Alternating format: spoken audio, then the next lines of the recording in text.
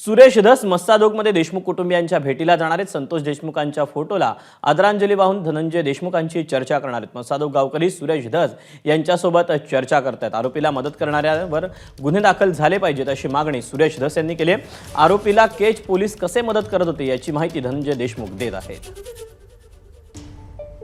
Update जाणून घेत गोविंद शेळके आपल्या सोबत आहे। गोविंद, या अगोदरची झालेली भेट आणि त्यानंतर आता धस पुन्हा एकदा मस्सादोगला पोहोचलेले आहेत आणि आता होणारी ही भेट, काय नेमका फरक जाणवतोय आणि काय नेमकी चर्चा होतीये? दीपक, फरक स्वाभाविकपणे जाणवतोय, कारण यापूर्वी ज्यावेळी सुरेश धस हे मस्सादोगमध्ये आले होते त्यावेळी आपण बघितलं की सुरेश धस हे पहिले नेते होते ज्यांनी मोठा लढा संतोष देशमुख हत्या प्रकरणामध्ये उभा केला होता। मात्र त्यानंतर सुरेश धस यांनी धनंजय मुंडे यांची भेट घेतली, त्याची चर्चा झाली, त्यानंतर माध्यमावरून टीका झाली, अनेक राजकीय नेत्यांनी आपल्या भूमिका व्यक्त केल्या।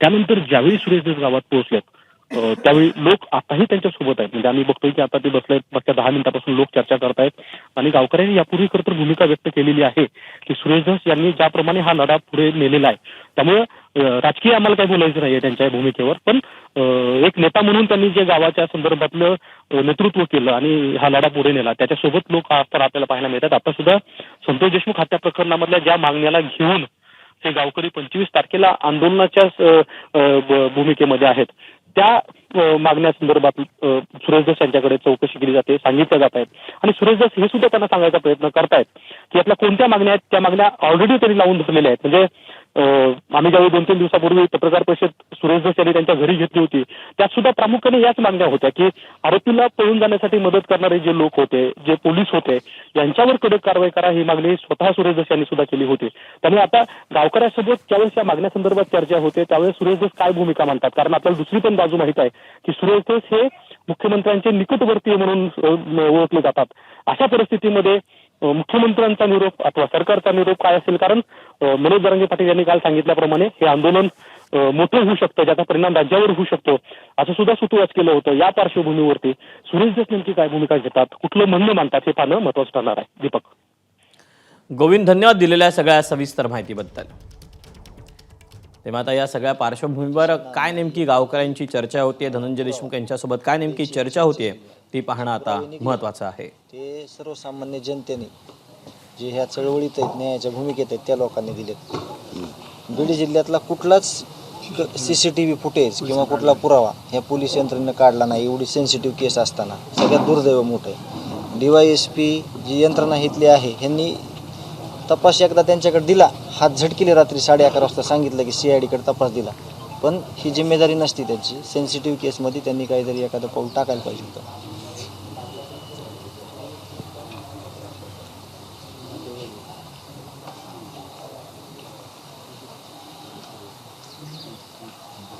तेव्हा ही इतकी सेन्सिटिव्ह केस असताना बीड जिल्ह्यातील कुठलेही CCTV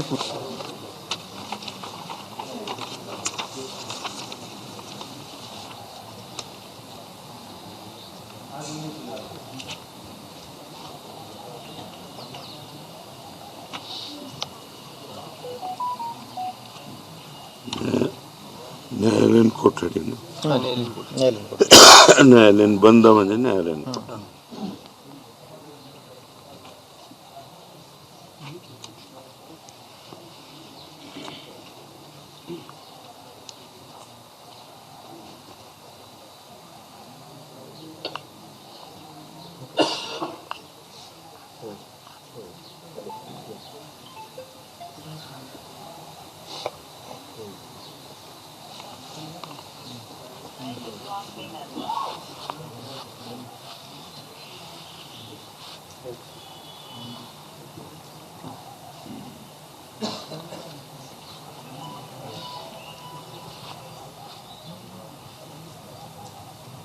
तेव्हा जिल्ह्यातला एकही CCTV पोलिसांनी काढला नाही असा आरोप देशमुख यांनी केलेला आहे। अतिसंवेदनशील केलं असतानाही पोलिसांनी हात झटकले असा देखील आरोप देशमुख यांनी करतायत। त्यामुळे आता सुरेश धस या सगळ्या प्रकरणी आता कुठली भूमिका मांडतायत पुढे जाऊन पोलिसांची भेट घेणार का, मुद्दे कसे तडीस नेणार हे पाहणं महत्त्वाचं आहे। काम एकच आहे, आरोपी कसे जास्तीत जास्त चांगल्या पद्धतीने राहिले पाहिजे समाजात, हे यांचं टार्गेट आहे। ह्यांचं हे केजमधल्या एक मंडळीचं ह्यांना 100 कॉल कशाला येते 2-2, 3-3 दिवसात आरोपीचे सगळे। आरोपी हे पोलीस स्टेशनमध्ये जाऊन चला चहा प्यायचा आहे म्हणून तास इकडे थांबतात कर्तव्यावर असताना। हे ह्याच्या आधी आपल्या घटनेच्या अगोदरचा इतिहास. चांगल्या माणसासोबत जाऊ द्या, पण आरोपीसोबत गेलेले भरपूर CCTV फुटेज आहेत. आता कृष्णांदळी 307 असताना त्यांच्याबरोबर राजेश पाटील हे सर्रास फिरत LCBचे लोक ऑफिसमध्ये बसते त्या कार्यालयात विष्णू चाटेच्या, त्याचा CCTV आलेला आहे ना. म्हणजे आरोपी हा फक्त आपल्यासाठी, त्यांच्यासाठी मित्र येतो. टोल नाक्यावर रोज पोलीस असायचे तिथं पैसे वसुलीला ह्याला त्याला, त्या दिवशी नव्हते. सांगितलेलं ह्यांनी सक्त यायचं नाही. त्यांची दहशत काय साधी नव्हती. अपहरण करण्यापासून फरार करण्यापर्यंत पोलीस सहभागी त्यात 100%.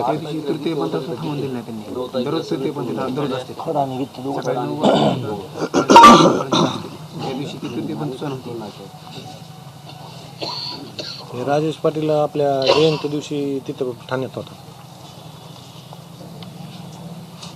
ते आपण कंप्लेंट कोणाकडे लॉन्च केली? अप्पर संचालक पुणे. तेव्हा जो आमच्यासाठी आरोपी आहे तो मात्र पोलिसांसाठी मित्र असल्याचं देशमुख यांनी म्हटलेलं आहे. यासोबतच त्यांनी यांना पण पाठवलं. अपहरणापासून ते हत्येपर्यंत या सगळ्या कटामध्ये पोलीसच सहभागी असल्याचा आरोप ग्रामस्थांनी देखील केलेला आहे. गेलं नाही पाहिजे आपल्याकडून. पण हा ड्राफ्ट तर चुकीचा नाही ना. हा नाही, ड्राफ्ट चुकीचा नाही, हा संपूर्ण तसं संपूर्ण बरोबर आहे. एकदम खात्रीनं आलं. असं देतो मी. खात्रीनं. आणि हेच लिहून नाही दिलं. रमेश गोल्याचे पहिले हे झालेले, याला SIT ने उचलला होता. हा, हे उचलला होता. मग हे नाही लिहून ह्याच्यात लिहून दिलं नाही, हे तुम्हाला देतो लिहून. लिहून दिलं. आणि आलाच पाहिजे. समाजाला खोटं सांगण्यात आलं आपल्याला. आपण दुःखात होतो, जंगलातून पळाले. वाशीला कुठलं जंगल आहे हे एकदा त्यांना सांगा मला पोलिसला. सगळे पाहुण्याची गरज तिथं आपली. कसं जंगल? कोणीच म्हणणार नाही जंगल. बाबाच्या कोपऱ्याला गाडी लावली, तिथून प्रसन्न बाबाच्या घरामागून उंदरे गल्लीने खाली गेली आणि खाली 1-2-4 मुसलमानची घर आहे, तेवढंच आहे. खाली जंगल नाही, फिंगर नाही, काय नाही. सगळ्यांचे पाहुणेच आहेत ना.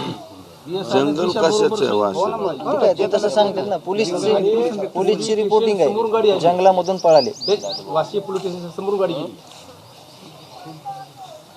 वाशीला जंगल कोणते? काहीच नाही कुठं, त्यांनाच माहिती. जंगलच नाही काही. तिथून निघाले. त्याच्या माग PSI बी.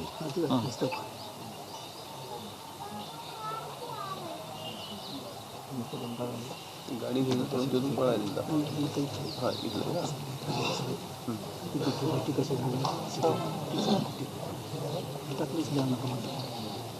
आरामचं PSI होता. वाल्मिक कराडे. केस मध्ये ते कार्यालयातले फुटेज विष्णू चाटेचे कार्यालय त्या ठिकाणी त्यावेळेस त्याच्यातलं हे. मग त्याच्यात कृष्ण आंधळे तो आरोपी ह्याच्यातला पहिला, पण 307 फरार आरोपी. त्याचे जामीन सुद्धा नाही. तो जर असा वागतोय पोलिसांसोबत तर त्याला काय भीती असणार आहे? घोषित केला आरोपी तो.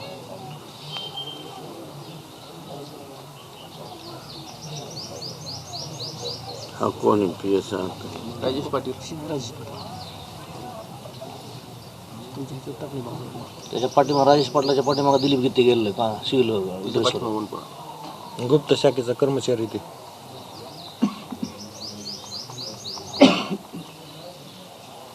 पत्रकारांना फोन आहेत ह्यांचे, आमचं नाव घेऊ नका, आमचं नाव त्याच्यात वगळलेलं आहे, घेऊ नका. हा. ABP माझा, उघडा डोळे बघा नीट.